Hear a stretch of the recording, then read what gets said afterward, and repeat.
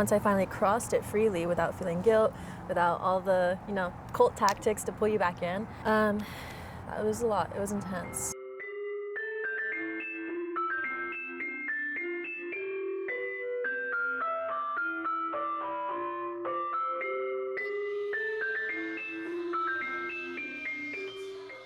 You got chocolate right here, period. Let me see your teeth. I feel the sprinkles. I had to drink water. Okay, A lot of people want to be content creators these days. Either it's you want to go viral on TikTok or you want to have a big following on YouTube, but not everybody is brave enough to do it. And that's why I am here today with Chelsea Castañeda. That's right. And we're gonna dig inside her little brain. So let's do it. Thank you. Okay, cut. So explain your ice cream flavor. I chose King's Cake flavor. I usually gravitate towards the cake flavors, probably because I liked baking with my dad growing up, or even alone. Every Sunday I would bake. Oh, cute. Yeah, it was either cookies or cake or something. Love it. I also added sprinkles because I love the color, and it makes it cuter, and the crunch is satisfying. ASMR. So every Sunday you were baking stuff. What else were you doing when you were younger? I was going to church a lot. Period. Yeah, I was a girly of God. As you know, I grew up Mormon. Mm-hmm. That was a huge part of my upbringing, if not like just about everything a part of my upbringing. Yeah. But being little, I still had my dreams. I really wanted to be famous ever since I was little. I'm not joking. When did you first see like a famous person and you were like, I want to be famous? There's like, I don't know what commercial it is, but my mom would watch like these Spanish channels. There's this one commercial that was like, 10, 1, 2, 3. And with girlies that were like You're dancing. like, that's me. Yeah, so I would always dance that 10, 1, 2, 3, or something like that. That's cute. Yeah. I really wish I would have been put into sports when I was younger, but like my parents weren't financially stable enough to like support my dreams or anything like that. Yeah. And they also like low-key shot down my dreams for a while because they're like, there's bad people in that industry. There's drugs. There's this and there's that. And I was like, dang, you're right. Yeah. And I'm Mormon, so how's that going to work? Yeah. So for a while, that would kind of make me sad. But there was a period of time where like I actually gave up on my dream. Where I was actually like... At what point? With my first ex, I was probably around 18 to 21. Okay, so not that long ago. No. And I just told myself, yeah, if I wanted to, I could do it. Which I think is what goes through everyone's minds that wants to pursue it. Yeah. Like, yeah, if I wanted to, I could. I know it. Yeah. I just know it. But you don't do anything about it. I finally got sick and tired of that. And I was like, dude, like... I'm gonna do it. I gotta do something. Because it was like built up inside of me. It's, those sleepless nights where like you're tossing and you're turning. It's like, dude, I know I can do better. I know I can. It's like you can't go to sleep. Like, you're stuck in here. And I had that a couple of times. I actually had that last night. I feel like I have that every single night of my life. Really? Like, since I was like 4 years old. Oh, no. I don't know if it's just... I don't know what it is. I think I've always had really high expectations for myself. I don't know if it's like being the oldest sibling or like just like Hispanic culture. Like, I don't know, but I've always just been like, I'm either gonna be an astronaut or a lawyer or a doctor. Oh yeah, I'm gonna be like super famous. Like I just always like, I'm gonna be something big. I don't know where, I don't know how, but it's gonna happen. What was it from ages 18 to 21 where you said that, you kind of gave up on your dreams? What was it in that time period that made you feel like that? Maybe it was being around my ex because he was just kind of a lazy energy. And I do feel like the people you have intercourse with like affect your energy. So perhaps it could have been that. Also, while I was with him, that is when my faith was broken. Oh, it was breaking. So I was already preoccupied with like the stress and the emotional toll that took on me, and like the whole new world perspective that I gained from that, because I was in a very small, closed-minded like world. As much as like I was open-minded, I couldn't expand my mind even further. Like naturally as a person, I'm open-minded. Yeah. But because I belonged to this religion and because I believed it with my whole soul, heart, and being, like I knew there was no way for me to ever cross a certain limit. Yeah. And then once I finally crossed it freely without feeling guilt, without all the, cult tactics to pull you back in. Yeah. It was a lot. It was intense. I mean, yeah, that seems like a lot, like, because you said, you know, that was your, like, day-to-day growing up, so that's kind of, like, your whole world collapsing. Shattered, literally. So that makes complete sense to why you're like, well, what now? Like, there's no way, you know, these dreams, like... But in a way, it gave me a little bit of hope, like, now, because now I don't have that holding me back. Yeah. You said that you felt, you know, like there's like these like manipulative tactics, or like, you know, you felt whatever certain way. People in general who feel like they're being maybe like held back by the people around them, I guess just like, what is your advice to those people, and what's some advice that you have to tell yourself, or that you have to continue to tell yourself to not give up? That's a really good question. Thank you. I think it just boils down to self-belief. And it's like, how can you have that self-belief when your whole environment is shitting on you? Can I cuss? Yeah. Okay. Yeah, I think it boils down to self-belief and the narratives in my head. Because there was a while where I had a really bad victim mindset. And anything, like if I saw like children having fun at a park and like running around, I'd be like, God damn it, I didn't get that. I'm mad, and like, not mad, but just like sad. And like, it sucks that I was held back for so long. Like, just always going back to the bad in my past and letting that define the present. Yeah. And that was jail. That was terrible. But once I surpassed that, and honestly, I will give, I don't want to actually. He will not be mentioned. Yeah, he will not be mentioned. He will not be mentioned. But unfortunately, my ex did help me through that. Like, yeah, he wasn't like the best partner, but he did help me through that. So yeah, I think everybody in your life serves a purpose. They serve something. You know, like, even if, you know, there's people in my life where honestly, it's hard for me to think of like a positive. But there's definitely, if anything, it's like, if they were really that bad, then now you know what to look for, so that a bad person like that doesn't come into your life again. After you left, was it BYU, Idaho? That's Idaho. Yeah. From there to where you are now, what has happened between that to where you have now, you know, you have a little following on TikTok and it's growing, and what has made you want to pursue this out of everything? I always had the dream, but I had a lot of things I needed to heal from. Like, yeah, I've already healed a lot once I left Idaho, but there's still so much more to go. And I think it's an ongoing process. Like, it's going to be a lifelong thing to always like better yourself. Like, there's no cap on that. Yeah. But it really wasn't until I think last year, or like I think last year, where I started growing on TikTok. And what really helped me was healing my feminine side. So I held a lot of resentment against like women showing their bodies off and getting easy, to me it was easy clicks and views. Yeah. And it made me mad because I was like, one, I wasn't allowed to wear clothing that could show my body. Like, my mom would always buy me clothes. Yeah, growing up. My mom would always buy me clothes that were a little too big for me. She didn't let me wear leggings. Like, if I were to come home in leggings after dance practice, she'd be so mad because like, oh, everybody's looking at you. Like, I feel like, I know she was just trying to protect me because of her own traumas. Yeah. But it felt like I was always sexually perceived, not in an inappropriate way, but through her own eyes before anybody else could.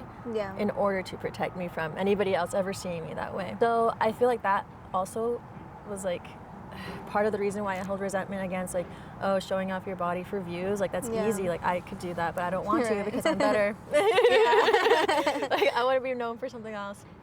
But once I finally healed that helped boost. I think I'm still navigating it, but I don't hold resentment against it. I had a question about, because I was looking at your content from like recently, and then like a year back, like I like scrolled down and I was like looking at just the different content that you have. I just was wondering from your perspective if you've seen a shift in that, and if that's been on purpose, or it's just kind of like it's just been following your life and your life has been changing in ways, like just if you've noticed that shift in your content. Oh, for sure. Yeah, so Target was like the big thing. That's what helped get the recognition, the follows as well. But then when HR spoke to me and I couldn't post at Target anymore, like, it's not the same way, that affected the growth. What did they say to you? They were like, hey, we got email from somebody above us saying that you can't post on the clock, so you're gonna have to keep that on your breaks. And I was like, okay, I'll do it on my lunch. We do that. They call me in again. They're still upset with me. I was like, I don't. Oh my god. Apparently, This is free marketing, bro. that's what I'm saying. It's free. Like, you know how many people probably signed up for a red card because of me? Period. Like, actually, so many people were like, I'm going to Target now. Like, yeah, Yeah. I'm going to go get a red card. Like, you're welcome. And then I'm open to reopening. Yeah, we were opening to this brand's partnership. Yes, if you're open to it. And then Makeba, that's the dance that really blew it up. Yeah. But What do then- you think about that dance? Because you do a lot of dance. You do dances that are even more complicated Yeah. that I've seen. What do you think? Why that dance? Do you know? Yeah, because it's so. My boyfriend, my ex-boyfriend, he obviously sees things through like the male perspective. Lens, yeah. So he knew what would blow up, and he would told me you should do more of like a pouty face. Now I knew like what kind of like energy to be in when I filmed. Like it's more like an innocent, because men love innocence, which I Yeah. catered to the male gaze. However, I felt like this isn't sustainable because I know there's so much more that I want to put out there. Yeah. This is just a fast growth thing. But yeah, I think recently it's been getting better. Like, yes, I did lose a lot of followers actually once I stopped doing like Makeba and like more sexualizing. I do it every once in a while because I think it's fun. I do think it's fun. And I like dancing and I like looking pretty while dancing. So it's a win-win. However, I do want to get more of a woman audience or more of like a well-rounded audience, not just men. I'm trying to do more talking videos because before I blew up, I actually did a lot of talking videos. Actually, I'm curious to I want to show you because they're privated now. But I was in a more masculine era of my life. I wouldn't really wear makeup often. And so I noticed also the way I talk on social media brings more people in. So if I talk in my actual voice where I'm like, I fluctuate my voice a lot, and people call me out on that like, oh, why did she switch like 4 accents? I'm like, that's just how I talk. I don't know where I got it from. Maybe it's the media I consume. I do this thing where I feel really bad, but like if I'm speaking to someone who has like an accent, like I'll slip into that accent, and I feel bad because they probably think that I'm like mocking them, and it's not, and it's an actual thing. I forgot what the term is called, but it's just like something that humans do to just like socially adapt. So when you were Mormon, complete opposite, and then you've come to lean into your femininity with those videos. Like obviously that's kind of like more like male lens thing. Like let's say that you do start getting more of the audience that you want. Do you think that you would still do those videos? Like is that something you enjoy just doing? Or do you think that you do it knowing that like the audience you have now likes this? No, I do think I would keep doing it because I enjoy doing it. But I did make that mistake of like, oh, whatever the audience likes, that's what I'll keep pushing out. Okay. And I realized this is draining. I do like dancing, and I feel like if I like it, then I'll attract the people that will like it too. So that's what I've been doing, is just posting things that I find funny, things that I think are relatable, and just putting it out there because it's kind of like the more you put out there, the more probability something will catch on. And also, I'm just sharing a little bit more bits and pieces of who Cheleche is, because Cheleche is my online presence name. I was gonna ask you how many times do you post a day? What's your creative process? Who is Duffy? Duffy's my muse and he also runs.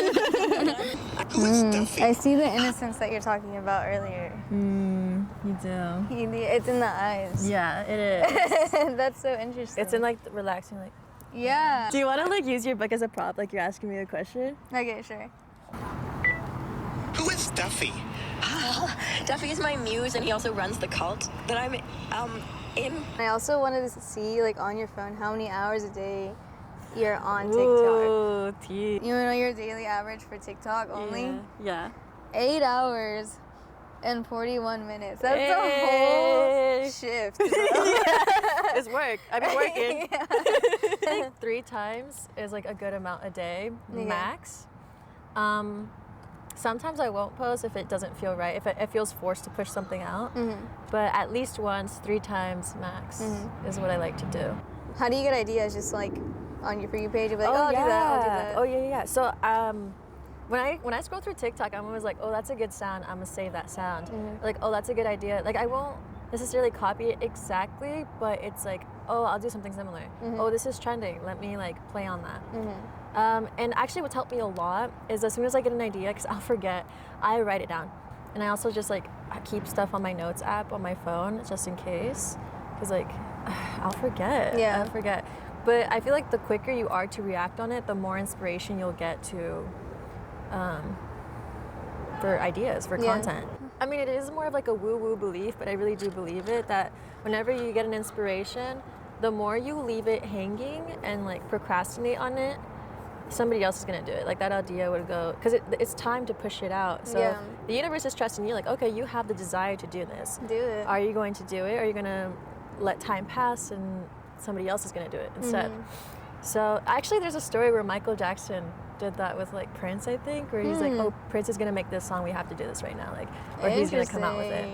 So that's where I'm really proud of, like my ramen YouTube video, just because I instantly had the idea and right then and there I acted upon it, which is like a rare thing, but it felt really good. How do you have such a positive energy with, or just positive attitude with everything? I feel like you're just always very like, it's all gonna work out. I feel like growing up, I thought it was gonna be a very linear path of like, I go to school, I go to college, get a degree, get a job, get married, done. Like that was, I was like, that's what's gonna happen, sounds good to me. Then like, I got a degree, got a job, hated it. And then I quit with not a huge plan. And you know, now I'm where I'm at now, where like I'm trying different things, like seeing where I'm at, but like just am feeling a little like, I want to do big things. And now that I'm like not even really using my degree, I'm like, what am I doing? How do you believe in yourself so much where whenever you're in a frustrating moment, you're like, this is good? It's literally because I've gone through so much on my own that every bad thing that I think it's the end of the world, I always come out winning one way or another. So I built that trust with me in the universe. Like, there's gonna be a way. There's infinite realities. You're joking if I'm not. If I have, that's the thing I admire about myself, is like my tenacity and like my willingness to keep pushing through for me. Like I will push through for me until the end of time, like through whatever, because I've already gone through so much by myself. So building that trust and relationship with like life, universe, God, whatever you want to call it, to me it's all the same. That is why, because I trust. Like, just like, I trust. I'm gonna figure it out. I'm gonna figure it out. I think for me the hard part is I know I've gone through shit.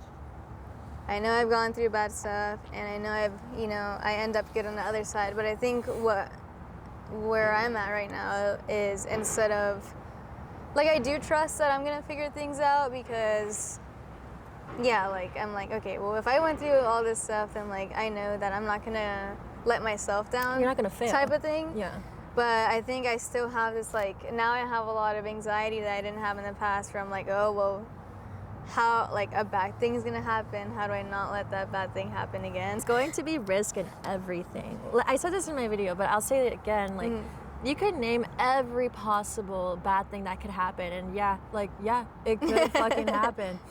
But you know what else could happen is great things. And if you fail, you just try again. That's the beauty of it. Like, who cares? Oh, somebody saw it, they laughed.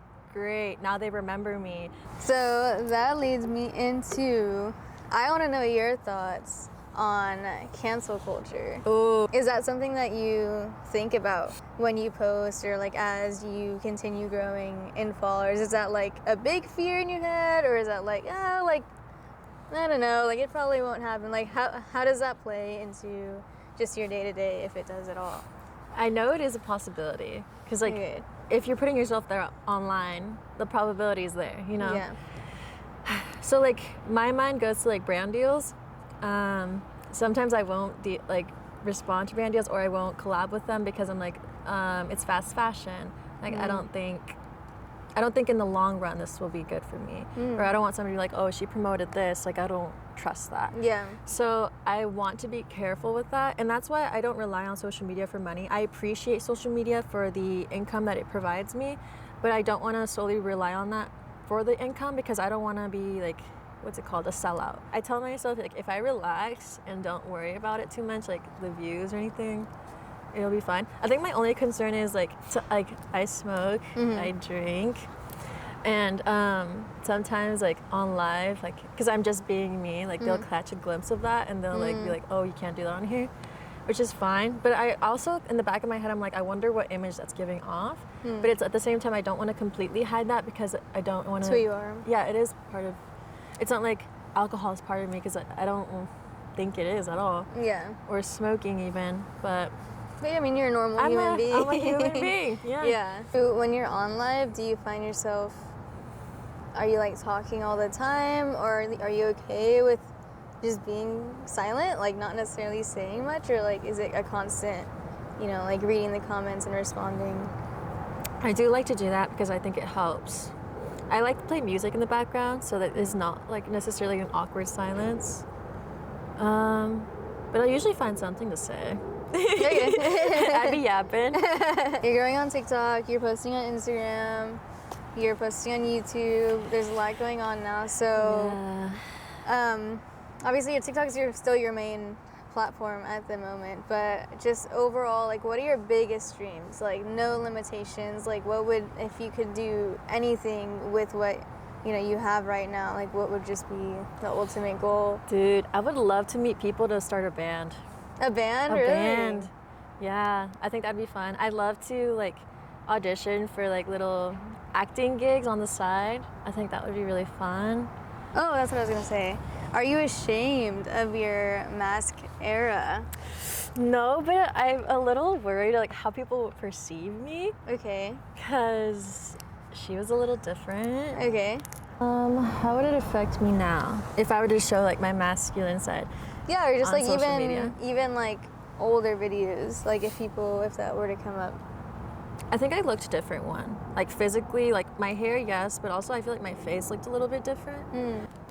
So yeah, maybe it wouldn't go with the branding. It's not like I'm super embarrassed of it, but because I feel uneasy about it, I'd rather not do it. Okay. At least not yet. Yeah. Yeah. Do you think it has anything to do with just like, yes, it was a different time and we looked different, but do you think you were less happy at that phase in your life, and so it just does that? I don't know. Do you think that correlates with it? Yeah, I was in a different vibration, for sure. More like rebellious, a little bit more angry, more like edgy on camera. There's so much more than me than just this. Like there's so many layers. What layers do you think you have as a person now? Well, like when I said layers, I meant like there's different vibrations that I've entered are like different, and I embody them. Like I experience them to their fullest extent until I shed that and then go into my next era. Okay. Yeah, so I've experienced a couple of those. Okay, so you just think like, but do you think you're like one at a time? Or are you just like you I take think they're from all, the... yeah. So like I feel like whatever I learn from each experience or each era, like if I ever need that skill, I'll just like reach from that. Okay. Yeah. I see what you're saying. So That's like cool. if I ever need to defend myself or boss up, oh yeah, hell yeah, I'll reach to my masculine era and be like, what's up? But I just think it's part of life too. Discovering yourself. finding Yeah, your because I mean, things. me, let's see, where I'm at, even me and where I was 3 years ago were different. And I haven't changed that much, but I think in just with more life experience, I think it's been enough to change To be a difference. just things about me. And I think I'm also at a point where like things that I would deal with when I was younger, I don't deal with it anymore. Like I don't know. I think I have higher expectations with things. Okay. And just like you don't deal with low level like bullshit anymore. I don't like bullshit anymore. Like Good. And I was never like really too involved in drama. I've always felt like I've never really like talked shit about people or like have never really been like mean behind people's backs or anything. But I think throughout my life I felt like people, like I would be really good to them. I think it's a Scorpio thing too, where like I just like attach to people and then I like give them everything that I can give them, and then at some point they just kind of like they cut me off for whatever reasons. And yesterday I saw this video. It was this woman and she was just like, you have always been, you know, a kind individual and blah, blah, blah, but you feel like people would just like leave you at a certain point, and the reason for that is because you are a truth speaker and like you say the truths that not everybody wants to hear, and like that's your role in life, is to go in there and like say what's wrong, Say it for change what it, it and is. leave. Yeah. And I was like, I guess, but like that sucks for me. But it was kind of cool at the same time to be like, I don't know, like, okay, that is my role, like that's true. Before the job I have now, when I was like in like a corporate office, when I quit, my peers, they were like, who's gonna say what everyone's thinking now? Like at the meetings, like they were like, That's who's gonna, like that's funny. literally what they said to me, and I was like, Wow. okay, so that is my role, and like even in Yeah. like a work environment. So it was kind of cool, but I don't know. I would agree. Like, I feel like I'm a truth speaker as well, but I think it depends on who I'm speaking to. Like, I won't not say the truth, but if I feel like, depending on how the person will receive it, I Yeah. might like angle my approach a little differently. Yeah. Finishing off the interview, I know you have your platform, obviously. Right now it's like silly, funny content. What do you, I guess, like want people to know about you deep down, and what's the message that you want to share with people with your platform, the ultimate goal? Yeah. At the end of the day, I do want to inspire people. And I want people to have their backs the way I have my own back. Like, I want you to love yourself and just trust yourself so much that like nothing will get in your way of pursuing what you want to pursue, or being who you are, not being embarrassed of that, or like cutting out people that don't serve you in order to elevate in life. Things like that. Yeah. Thank you for doing it with me. Yes, being my thank first you. interview. I had a lot of and fun. for being pretty easy to interview. I appreciate it. That's Let fine. me make sure it was recording. It was recording. Quick model moment. Period. All right.